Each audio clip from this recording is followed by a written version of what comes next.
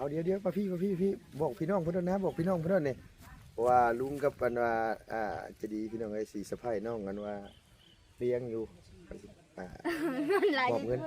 ส่วนมันมอบเงินเนี่ยให้น้องเพิ่นจะว่าผูกไปวางแผนก็จะดีไว้เมื่อกี้นี่ว่าสิให้น้องไปสวนมันหัวเสียน้องกันว่าตื่นเต้นเลยเพียกไปทางไหนบุญไปไงเจ๊อันว่าเลี้ยงไงบบุญถ่ายคลิปเลยโอ้วินแต่คลิปอยู่ฟุ้นเดี๋ยวย้ำมาอีกนิดนึงติดกันพี่นะติดกันพี่มีแต่ลานไล่แล้วน้องๆเจ้าของบ่ได้เนาะได้อยู่บ่ตัวนั้นได้อยู่บ่มีคนมอบให้อยู่บ่มีคนมอบให้โอ้น้อยใจแล้วอันนี้นะน้อยใจแล้วน้อยใจบ่น้อยใจแล้วเอาแล้วน้อยใจระหว่างก้อนหินตัวนั้นเนาะตัวน่ะกับตัวนี้ตัวเลือกตัวไหนระหว่างก้อนนี้กับก้อนนั่นตัวเลือกตัวไหนฮะเอาควัดเบิ้งว่ามันแม่นนะควัดเบิ้งตัวนั้นก่อนคันว่าตัวนี้เนี่ยให้จะดีได้คันตัวนี้นะฮะเอาให้ดีนะเอาเลือกไม่นะเอาสวัสดีป้าลุงก่อนเนาะโดยเลือกตัวนั้นบ่เลือกตัวไหนเอาเลือกตัวไหน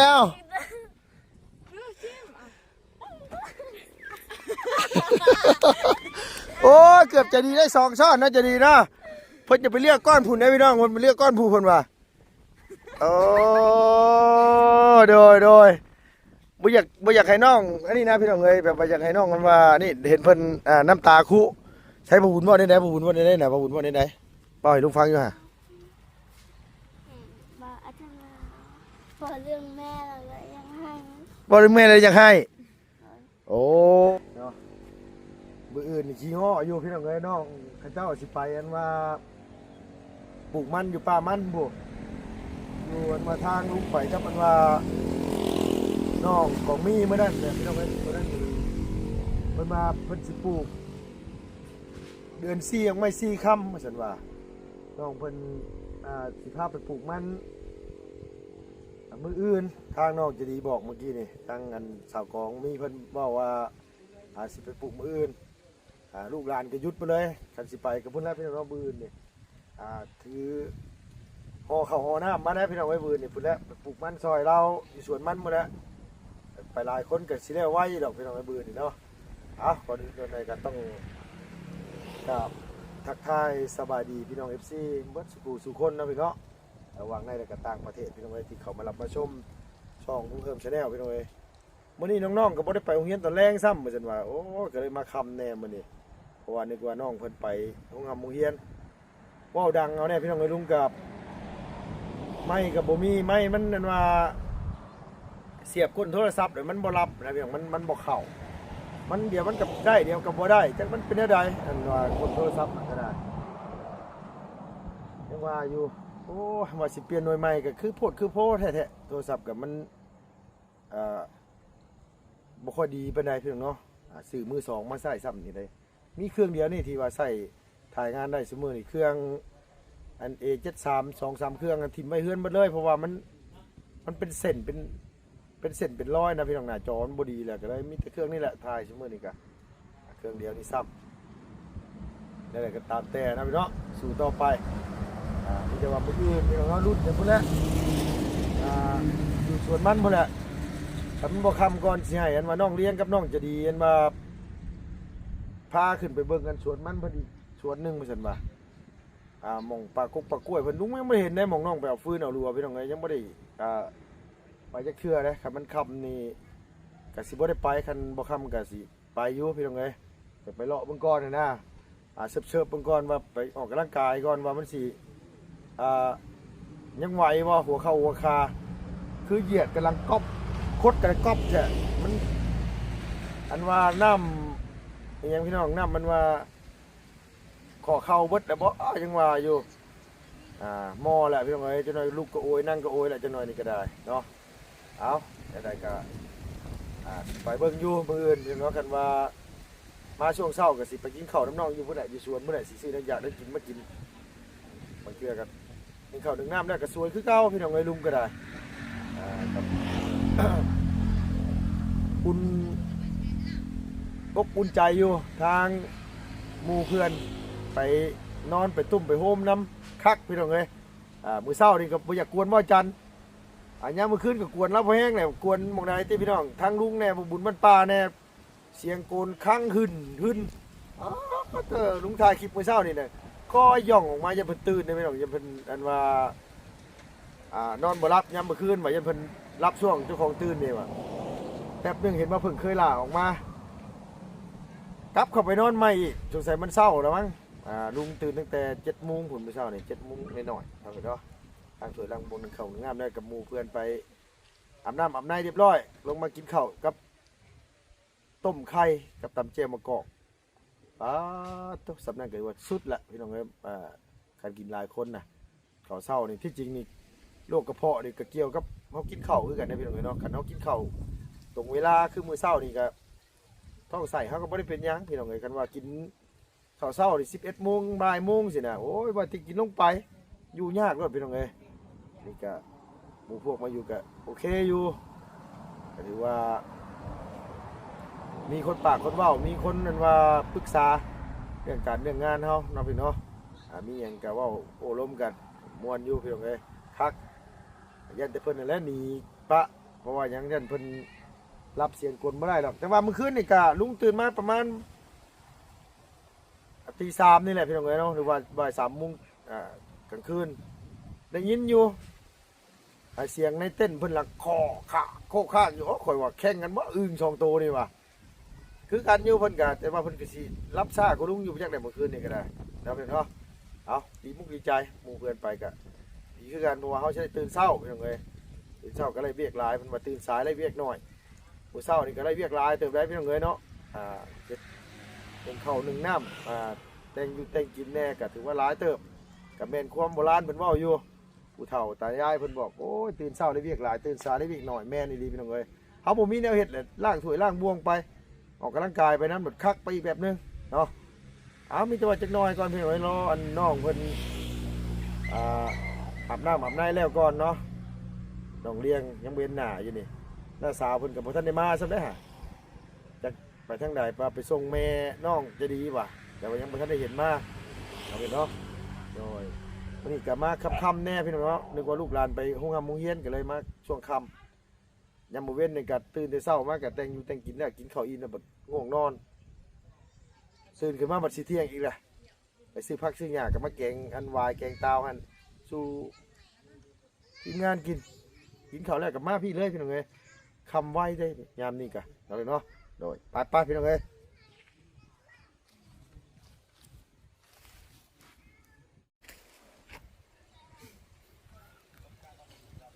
โอ้ตุ๊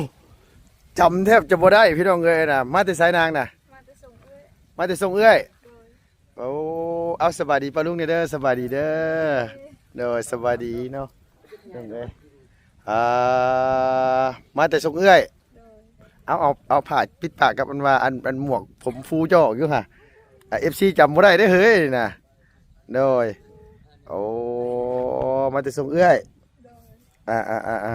มื้ออื่นไปใช้มื้ออื่นน่ะปลูกมันมื้อปลูกมันบ่ดังๆได้เพราะไม้เฮาบ่มีมื้อนี้น่ะไม้เฮามันเสียบมันบ่ติดมื้ออื่นนี่เฮาออกไม้สีค่ำมาซะมื้อน่ะอ๋อก็เลยสิไปอันว่าปลูกมันสรุปแล้วนั่นอันว่าพ่อน้องจะดีกับแม่แล้วน่ะสิเมื่ออยู่บ้านรับพุ่นมานี่โดยพ่อกับแม่เราสิมาอยู่บ้านพุ่น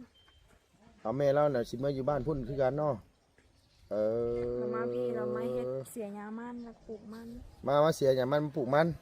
แต่เฮือนเพิ่นน่ะอยู่พุ่นบ่หรือว่าอยู่ไสลูกล่ะอยู่พุ่นเฮือนเรามื้ออยู่เฮือนผัวได้ไปอยู่เฮือนผัวอยู่น้ำปูน้ำยาสิบ่แม่อ๋อโดยแต่ก็เลยว่ากลับไปอยู่พุ่นอีกเนาะอันนี้นี่เรามานอนอยู่นี่เนี่ยคือมาปลูกมันนี่สิบ่ดีกว่านี่ไหนเนาะมาอยู่ชั่วคราวปลูกมันเวลาเสียหญ้าเราบ่ไหวแต่ตอนรับปะกับพ่อน้องอันว่าจะดีนั่นคือเรามาอาศัยอยู่นี่แต่ไหนมาแล้วเนาะอาศัยเดี๋ยวเรากลับมาอยู่เพื่อนผัวแล้วคือเก่าปานนี้นะโอ้โดยมาแต่บ้านเมืองแสนบ่เดียวเนี่ยเมืองแสน อืมโดยอ่ะก็เลยอันว่า ไปส่งเพิ่นบัดนี้จะดีสินอนกับไผสิไปจะดีบัดนี้ นอนผู้เดียว ฮะนั่น น ผู้ อน เดียว น้ำหมูอีกบ่กล้านอนเรือน มานอนเจ้าบ่ได้บ่ จักน้ำเหล้ายันเราบ่อยากนอน เว้าดังๆหน่อยเด้อเฮ้ยไม่บ่ได้มีเด้อมื้อน่ะเว้าคืออยากหายนี่เป็นหยังบ่ บ่ได้หา ฮะเป็นหยังอะน่ะบ่เอาเดี๋ยวป้าพี่บอกพี่น้องเพิ่นด้วยนะบอกพี่น้องเพิ่นด้วยนี่ว่าลุงกับอันว่าจะดีพี่น้องไอ้สีสะใภ้น้องกันว่าเลี้ยงอยู่อ่า เงินหลาย บอกเงิน ส่วนมันเพิ่น มอบเงินให้น้องเพิ่นแต่ว่าผูกไปวางแผนก็จะดีไว้เมื่อกี้นี่ว่าสิให้น้องไปสวนมันหัวเสียน้องกันว่าตื่นเต้นเลยเพียกไปทางไหนพุ่นอ่ะไปไงเตะอันว่าเลี้ยงอ่ะ บ่บุญถ่ายคลิปเลย โอ้วินแต่คุดคิดอยู่พุ่นเดี๋ยวย้ำมาอีกนิดนึงย้ำมาติดกันพี่นะติดกันพี่มีแต่หลานไล่เนาะน้องๆเจ้าของบ่ได้เนาะได้อยู่บ่ตัวนั้นได้อยู่บ่มีคนมอบให้อยู่บ่มีคนมอบให้ โอ้น้อยใจแล้วอันนี้นะ หน่อยใจแล้วบ่มี น้อยใจบ่ ใจแล้ว เอาแล้วน้อยใจจะคุมเอาแล้วลุงก็ได้เนาะพี่น้องเอ้ยเอ้าเขาน้อยใจดีดอกกันบ่ แล้ว น้อยใจบ่ไหวหรอกเห็นคนน้อยใจบ่ได้เลยลุงพี่น้องเอ้ยแบบว่าคิดเห็นตัวเองนะหมู่ได้แซ่ก็แซ่เลยตัวเองบ่ได้มันจังไดอยู่มันแบบอุกอ้างนะว่าไงซะเนาะ ให้เท่าไหร่ บ่นะบ่ให้หลายแล้วเนี่ยเราน้อยใจลุงก็ให้ซื้อเนาะใช่หลายยังน่ะเนาะลุงก็ให้ซื้อ1 2 3 4 5 6เอาให้ซื้อสิให้หลายว่าจะดี ว่าได้นะ นะลายนี่ซัดมาลายนะพอได้เติมเงินพอได้ให้ผู้ว่าโทรมาหานี่นะเด่นเนี่ยเนาะ ไม่เปล่าเลย ฮะโอ้ยเตะกล้องข่อยซะเนาะเนาะทุกเท่าไรแห้งซ้ำเนี่ยอันนี้นะเนาะโอ้อยู่ว่าไม่ยังเสียบบ่ติดอยู่ก็ยังมาหยอกกันอยู่นี่เจ้านี่โอ้ยาได้ขอยให้กองเงินนั่นน่ะไปเมืองเบียดได้ขอยเฮ็ดหาโอ้ยเนาะตั้งเฮ็ดไส้ดีรอพี่น้องเนาะโอ้ตั้งเฮ็ดไส้กันดีรออันนี้นะเป็นยังนะให้มาเลยผู้ทั้งน่ะผู้ อะไรแบบเนี้ยว่ะเรียก ให้มาแล้วพี่น้องเอ้ยทั้งนั้นน่ะเป็นยังน่ะร้านให้แล้วผู้ตาตูบเลย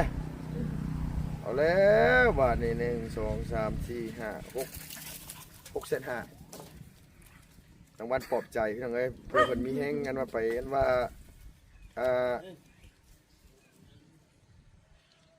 ปลูกมันมืออื่นคันบ่มีนี่ล่าร้อยแล้วมื้อนี่เห็นหน้าร้านก็รับตาสั่งใช่แล้วแบบรุ่นหลานได้แต่รับเงินได้ตัวเองบ่ได้แบบน้อยใจนะเฮาก็คือเด็กน้อยอยู่สิว่าแล้วเซาเฮ็ดได้บ่ได้น้อยไปได้ตัวไหนจะน้อยใจหลายเลยมาแต่ส่งแม่จะดีเนาะเอาพอดีว่าลุงทายคลิปเจ้าเมื่อวานนี่แหละทางไอ้ใหญ่จะดีเพิ่นทางฝั่งไทยเพิ่นฝากเงินมาให้ลุง 1,000 บาทไปเอาไว้แล้วก็หักค่าลุงไปเอาค่าบัญชีเพิ่นแล้วก็หักค่าน้องต้าโอนขึ้นมาเซโปนน้ำแน่ครับอันว่าอย่างค่าเปอร์เซ็นต์หรือว่าค่าธรรมเนียมมาแหละ30,000 กีบมันก็ยังเหลืออยู่ 650,000ครับพี่เนาะ 1,000 บาทกับ 650,000เลยเพราะว่ามันได้ 680,000หักไปอยู่ 30,000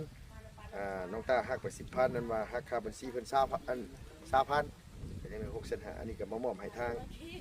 ของมีตัวนี้นะบ่น้อยใจแล้วล่ะวะ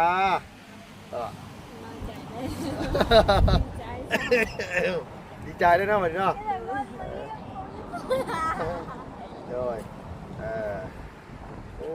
เนาะให้มาได้พุ่นน่ะพี่น้องเอ้ยหลานตาตุกตาโปเลยหั่นน่ะเราน้อยใจอย่างนี้บาดนี้เด้นั่นเด้ที่อยู่เสาซ้ำมาอย่าบอกได้ว่าอยากได้น้ำมันปลอบใจนั่นก็ได้โดยอันนี้ก็คือเมื่อกี้นี่มอบให้ทางน้องจะดีไปแล้วพี่น้องกันว่าคนหนึงเนาะพี่เนาะวันนี้ก็มาเห็นหน้าสาวเพิ่นมาแต่ส่งแม่น้องจะดีได้ยังนางมาถักผักทำพ่อทำแม่เนาะตัวซี่ยังมาฝาก เสียหาหนูกิน นี่ยังอาหารชื่อยังอาหาร ซื้อมุกปลา ชื่อมุกปลาจากมุกมุกปลานะ ทางเพิ่มเลยเนาะทางเพิ่มมาแล้วเนาะ ถ่าคอยก่อนแหน่เห็นว่าก็ได้เนาะโดย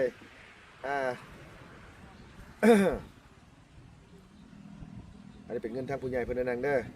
ลงมอบให้เจ้าอันว่าพอได้ซื้อได้อยู่ได้กินได้ซื้อหยังก็ซื้อได้เป็นเงินเจ้าจักเห็นอยู่บ่นี่พี่น้องเอ้ยเนาะน้องก็บิดออกอันนี้นะเห็นอยู่ใครอยู่ก็นึกว่าบ่เห็นท่าจนเมื่อยบ่เห็นนี่โอ้ยขมั่งแล้วไปบ่เป็นพุ่นแหละเนาะบ่เห็นนี่ก็ได้อยู่ที่มันจะโมงไปพวกมันน่ะ8 โมง8 โมงโดยพอดีว่าเพิ่นมาแต่ส่งแม่ใจดีก็เลยเห็นหนุดถามว่าไปกดมันมื้ออื่นสิบ่น้อยใจบ่ว่าลูกหลานไล่รับแต่เงินน้าสาวมีเงินที่โตเท่าไหร่เฮ้ยเดี๋ยวนี้ถามเลย บ่มี บ่มี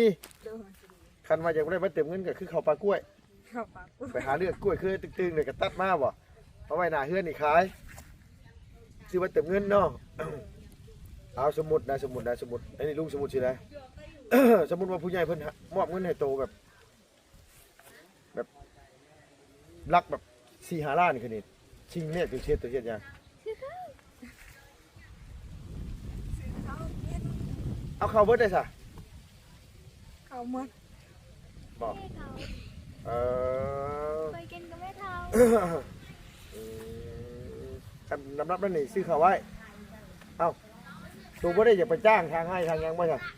คันว่ามีรายก็เอาไปจ้างแน่ เอาก็มีหลายนะเอาไปจ้างน้ำแน่คันซับนี่บ่ได้ซั่นนี่ บ่ได้ ได้แต่ว่าเติมเงินเนาะเอาไอ้หล่ะอันว่านี่ผู้ใหญ่เพิ่นฝากมาให้เจ้าเด้อเฮ็ดจะได้เอาโอ้บ่หยอกเพิ่นสิเด้อพี่น้องเพิ่นเป็นงานนี่น่ะเว้ากับม่วนน้องเพิ่นนิสัยเป็นแต่แพงว่าง่ายทราบว่าภาษาบ้านเฮาเนาะพี่น้องเนาะเป็นไปมอบให้น้องอยู่ดอกลูกมัน นี่ก็ซอยพ่อแม่เลี้ยงลูกเลี้ยงหลานเลี้ยงพ่อเลี้ยงแม่น้ำแน่คันได้ผัวก็อยากเอาผัวมาเฮือนพี่แล้วเราเพราะว่าอันนี้ทั้งนั้นก็คือน้องอยากกินน้ำพ่อน้ำแม่นั่นนะเนาะสายไปเรียกอันไอเลี้ยงมาอยู่นางไปทางไหนล่ะหลานนะเมื่อกี้นี่คือให้ตาตุกตะโปอยู่เป็นยังไงน่ะมาทางนี้อยู่โอ้เพิ่นเอาพี่น้องให้มาก้อยเงี้ยงมาชังบ่บุญแล้วให้ยังบ่บุญน่ะบ่ นอนแม่เนาะ แล้วกินแม่เราแล้วเนาะมานี่มาพี่ลุงว่าสิสะพายอยู่เมื่อกี้นี่ว่าสิผูกผ้าไปขวัดมันอยู่ว่ะบ่สะพายแล้วบอกแล้วว่าได้ผู้เด้อเงินเจ้าอยู่ผู้ดูโพนผู้เด้อผู้ไปเอาเด้ออยู่โพนผู้เด้อใส่บ่บุญเบิ่งว่าสิสะพายหลานใส่แล้วบ่ไปน้ำกันบ่น่ะไปขุดขวัดน้ำกันดีกว่าขุดไปบักเลิกนึงว่าสิสะพายหลานพี่น้องเอ้ยเห็นน้องให้หลานให้คือสิบ่ปานใดดอกว่ะพอมีกำลังใจไปอันว่าถ่ายคลิปมืออื่นนี่นะเพิ่นไปปลูกมันนี่เป็นยังคือให้หลานน่ะบ่เพิ่นเว้าให้เจ้าให้ได้น่ะ บ่เสียใจโอ้ยเสียใจเห็นหยังเด้เนาะลุงก็บ่ได้มีแม่ได้เจ้าบ่ได้ถามลุงบ่เจ้าบ่ฮู้ว่าลุงก็บ่ได้มีแม่คือกันได้แม่ก็บ่มีพ่อก็บ่มีลุงน่ะเจ้ายังใครแล้วเจ้ายังมีพ่ออยู่ตัวจำได้อยู่ว่าจะดีบ่อย่าพาบอกเลยลูกให้อันไอ้เลี้ยงเลือกเอาว่ามันสิเลือกถูกบ่นี่ให้หลานเลือกเองนะว่าสิเลือกหลุมไหนผม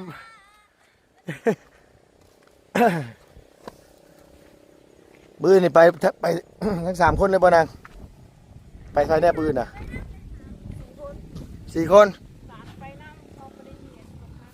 โอ้เอาให้เลือก2 เทื่อได้เลือก2 เทื่อเด้อเบิ่งนี่เลี้ยงระหว่างก้อนหินตัวนั้นเนาะตัวหน้ากับตัวนี้ตัวเลือกตัวใดระหว่างก้อนนี้กับก้อนนั้นตัวเลือกตัวใดฮะ เอาควัดเบิ้งว่ามันแม่นนะควัดเบิ้งตัวนั้นก่อนคันว่าตัวนี้เนี่ยให้จะดีได้คันตัวนี้เนาะฮะเอาให้ดีนะเอาให้เลือกไม่นะ เอาสวัสดีป้าลุงก่อนเนาะ สวยดีกว่าลูก โดยเลือกตัวนั้นบ่เลือกตัวไหน เลือกเข็มเลย เอาเลือกตัวไหนเอา เลือกเข็มอ่ะ โอ้ยเกือบจะดีได้2ช้อนน่าจะดีนะเพิ่นจะไปเลือกก้อนผุนได้พี่น้องมันไปเลือกก้อนผูเพิ่นว่าโอ้โดยบ่อยากให้น้องอันนี้นะพี่น้องเอ้ยแบบบ่อยากให้น้องมันว่านี่เห็นเพิ่นน้ำตาคุใช้บ่บุญบ่ได้บ่บุญบ่ได้น่ะบ่บุญบ่ได้เป่าให้ลุงฟังอยู่ฮะ บอกอาจารย์พอเรื่องแม่เราก็ยังให้ บ่ได้แม่เลยอยากให้โอ้ยนางเอ้ยเจ้ายังมีพ่ออยู่ลุงยังเต็กแล้วพ่อก็ตายแม่ก็ตายเลยบ่ได้มีไผได้เอาลุงยังเต็กบ่มีไผเลยนี่นะเจ้ายังครั้งแล้วเนี่ยปู่ย่าเจ้ายังครบเบิดเอาทุกคนยังเหลือบ่จะสิน้อยใจยังบ่มีก็บ่มีที่สำเมซื่อๆพอลุงยังเต็กแล้วพ่อก็บ่มีแม่ก็บ่มีพี่น้องเอ้ยยังน่ะเสียใจยังก็เรียกแท้นี่บ่ดีใจนะเคยได้เงินเลยกะเดี๋ยวลุงถามก่อนถามก่อนทางผู้ใหญ่ทางทีมงาน FC เอาเงินให้นี่ได้เท่าไหร่ได้เจ้าน่ะ ส่งงาน เออ ส่งงาน 2 ล้านโดยจะดีด้วยค่ะ โอ้คือได้สำราน ได้3 ล้านต่อเงินตัวได้เฮ้ยน้อง พ่อหนึ่ง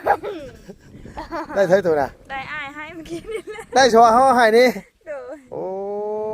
โดยบ่ง่ายก็คือหาแต่แรกทีแรกบ่น่ะป๊าดต้องพี่น้องไอ้คนงามไปลอยอยู่บ่มีเพิ่นก็มอบเงินให้น้องจักคนเด้ความมันว่าเป็นแต่แพงบ่มีคนมอบให้เลย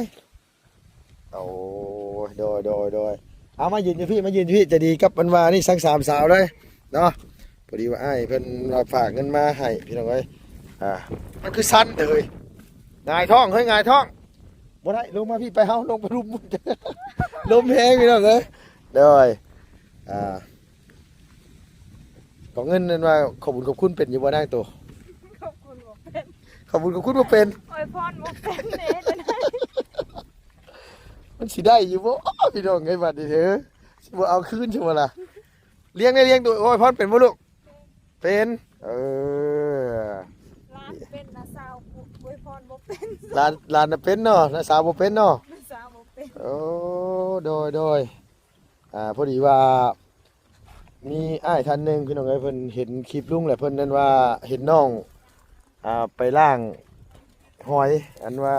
ทางเพิ่นไปสอนมาเมื่อน่ะแล้ว เป็นภาษาไปสอน โดยวันนี้เลยอันว่าอันน้องเพิ่นไป บอกมีปลาพายอะไรพ่อหนึ่งที่ห้าเกันตาไป เป็นหยังเจ้าเว่าหยังว่าขวัญลุงมาจักอันนี้บ่เออ เมื่อวานนี่ไปสอน โอ้โดยเห็นแล้วเพิ่นก็โอ้ยอยากให้น้องกันว่า อันได้เงินซื้ออยู่ซื้อกินมันฝากไปให้น้องกันว่ากองเงินนี่เด้อว่าซั่นว่าลุงก็เลยเอามามอบให้น้องเพิ่นเนาะพี่เนาะโดยแล้วก็อ้ายท่านหนึงเป็นไงเพิ่นก็ฝากมาให้ทางอันน้องอันนี้น้องอันว่าเลี้ยงกับน้องใจดีเอาหมองนี่แหละเอาหมองนี่แหละลูกมาที่นี่ยืน3 คนเลยเนาะยกมือขึ้นบัดนี้ตัวอย่าอายนะเห็นบ่ดิเนาะเอาโดยนี่ก็คือเป็นเงินทางเพิ่นจะดีเพิ่นนั่นเด้อ1,000นี่ที่เพิ่นฝากมาให้เจ้าผู้เดียวอีก2,000นั่นเพิ่นฝากมาให้จะดีกับน้องเลี้ยงทั้งน้องแตงจริงนะจังว่าอีกตัวนึงเพิ่นว่าเนาะเพิ่นเนาะน้องมาก่อนเพิ่นก็สิมีให้อยู่แหละตามหลังมาซั่นว่าเนาะอันนี้มอบให้หลานก่อน2 คนแล้วก็อ้ายผู้หนึงเพิ่นฝากมาให้ทั้งน้องกล่องมี ของเพี้ยนแก กล่องอย่างนั้นล่ะกล่องกล่องเพน กองพี่ กล่องพี่บ่กล่องพี่หรือกล่องมี กองนี้ กล่องมีเอิ้นกล่องชื่อได้บ่ล่ะบ่ แล้วก็พอไทยฮู้ เด้อเอิ้นกล่องชื่อได้เด้อให้ดอกโดยเอาพี่น้องเอ้ยมีแต่ว่าโดยเอิ้นมีชื่อได้เนาะ บักมีบัก โดยอาจจะน้อยหลานกันอันใหญ่ท่านเป็นสาวท่านบ่ได้นี่เนาะสาวสาวเนาะไปนํกันเขาก็สิว่าเชี่ยวกันพุ่นแล้วบัดนี้นะเอามีแต่ว่าเอาอันว่าลูกก็ให้ทางน้องอันว่า กูไม่ น้องกงมีอวยพรก่อน อวยพร เอาตั้งใจได้เนาะโดย ขอบคุณ ขอให้เพิ่นอยู่ดีมีแฮงสิดอกก็ว่าเอาเว้าจับเจียเอาดี ขอบคุณทางผู้ใหญ่ใจดีเพิ่นเนาะที่เพิ่นฝากมาให้ขอให้เพิ่นอยู่ดีมีแห้งเอามาได้ สาธุ ๆจะเจ็บจะจน อย่าเจ็บอย่าจน ลำๆรวยๆได้เด้อ ร่ำรวยๆเด้ออายเด้อ สุขภาพแข็งแรง สุขภาพแข็งแรง คอยหาเงินได้เพื่อทำมันทำ เด้อโอ้ยเนาะเอาพี่น้องเอ้ยอันนี้ก็บ่อยากให้พี่น้องซีเรียสบ่อยากให้พี่น้องจริงจังปานใดเด้อเพียงเด้อเพราะว่าเรื่องขอบคุณนี่น้องเพิ่นยังบ่ทันได้เก่งเอาก็อยากให้เข้าใจนํกันครั้งแรกพี่น้องเอ้ยเนาะบัดนี้ต้องเฮียนไว้เด้อบางทีต้องเฮียนไว้ได้ต้องเฮียนไว้ได้เฮียนน้ำลูกอุ้มหลานนี่แหละเอาน้องกันมาอีหล่า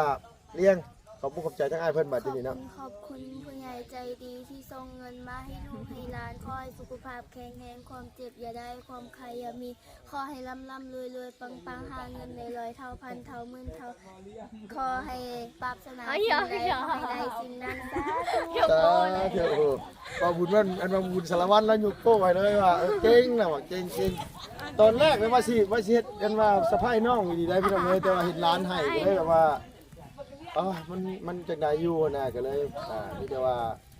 เฮ็ดคลิปเดียวไปเลยว่าให้น้องเพิ่นนี่เฮ็ดน้องเพิ่นบ่เล่นนำนะปากปูอะไรได้ก็เอามานี่นะเอามีแต่ว่าสำหรับคลิปนี้นะพี่น้องลุงกับน้องจะดีน้องเลี้ยงแล้วก็น้องมีพี่น้องเลยลา ขอบคุณขอบคุณ จะรีขอบคุณไปแล้วเดี๋ยวดูว่าเชียวอีกว่าเดี๋ยวเอาพี่น้องเลยนะแกประมาณนี้แหละจังไงกันลุงก็ต้องกราบขอบคุณขอบคุณเด้อไอ้ยังจะดีเฮาที่ให้ลูกเป็นสะพานบุญมอบเงินมอบทองให้ทางลูกทั้งหลานทั้งน้องทั้งลุงเพิ่นก็ขอให้อยู่ดีมีแห้งอย่าเจ็บอย่าจนลำไปด้วยสุขภาพพระไม้แข็งแรงเนาะเป็นอย่างทำอย่างก็ขอให้ประสบความสำเร็จในหน้าที่การงานคิดอย่างทำอย่างก็อันนี้เด้อพี่น้องเด้อ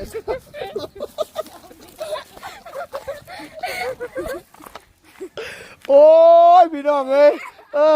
อันโพดพ่ออันหมานี่ก็ได้เนาะมันเป็นหัวเดี๋ยวพักกันหัวหมาพี่น้องโอ้ย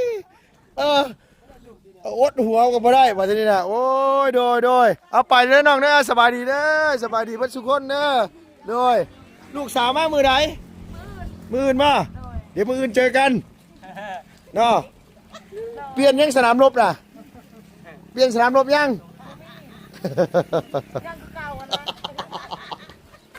โดยเอาพี่น้องเอ้ยอันเซลไม่น้องจริงๆกันเนาะพี่น้องเนาะเอาสำหรับคลิปนี้ลุงก็ต้องกลับขอบคุณหลายๆพี่น้องเนาะอยู่ดีมีแห้งเจ็บจนลำอยู่ด้วยสุขภาพพันไม่แข็งแรงพี่น้องเอ้ย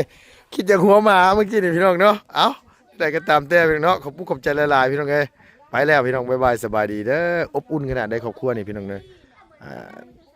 หลายคนครอบครัวใหญ่นะพี่น้องโด